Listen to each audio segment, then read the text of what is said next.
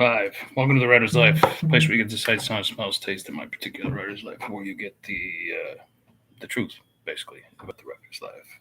Subscribe if you haven't already.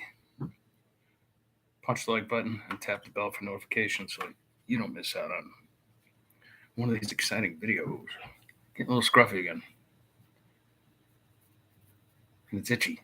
It is. Let me tell you something. Up here in upstate New York, it is so humid that I'm slicing through it right now. It's like we're all living in this giant cloud.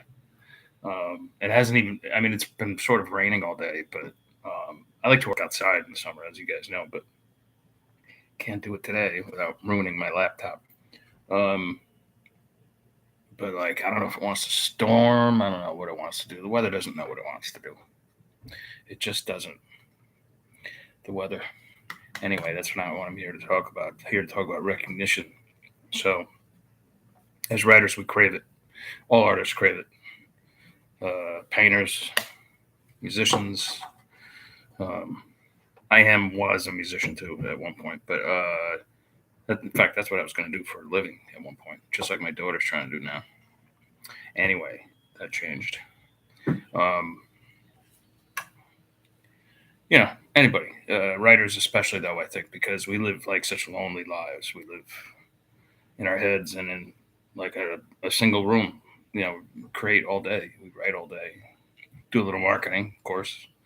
We have to do the social media stuff, which I hate, but we have to do it. But when you get, and sometimes you feel like, well, geez, I feel like I've fallen off the map, which isn't, fair really, because I've been, I've done all right and I make a living from this. So, so something's got to be going right.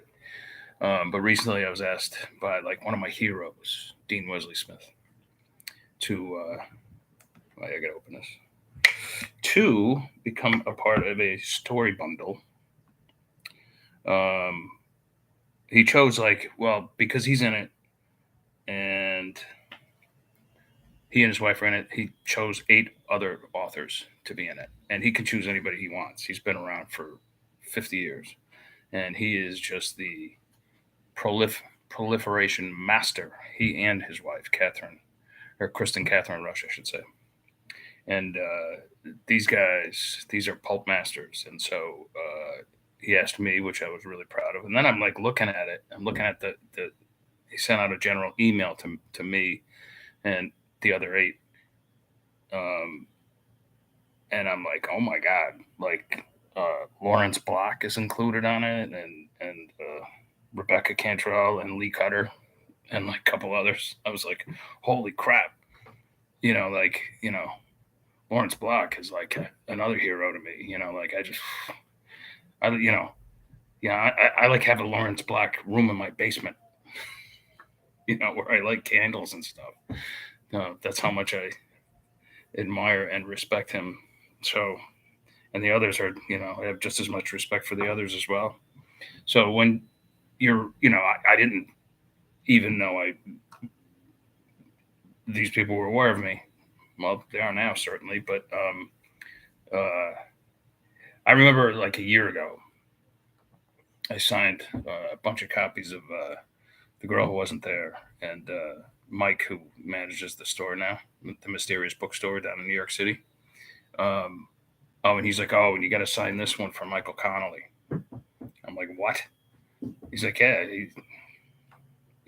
he heard you were coming and he wants you to sign a book for him. I was like, all right. And I was like, it looked like I signed it with my left hand.